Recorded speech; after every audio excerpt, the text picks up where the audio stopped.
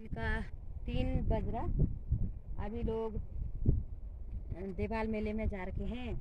यहाँ पे ये सोए हुए हैं और जेठानी है हमारी, वो बिटिया है और ये सोए हैं यहाँ पे।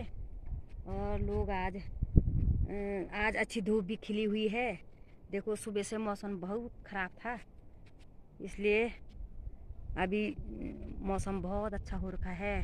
लोग देवाल मेले का आनंद ले रहे हैं और यहाँ पे मौसम अच्छा बना हुआ है।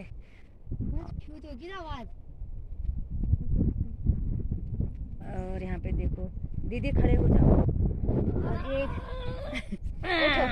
और इनको आता है चांदनी झुमेला, कितना अच्छा आता है इनको।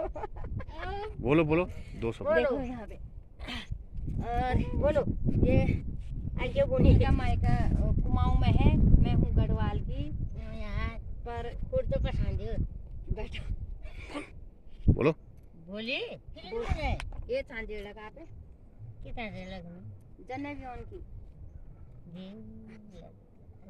की हांगी टोड़ी हालय बाज बोला हांगी टोड़ी हालय बाज कस हाथ गोलजी कयो नाज की हांगी टोड़ी हालय बाज कस हाथ गोलजी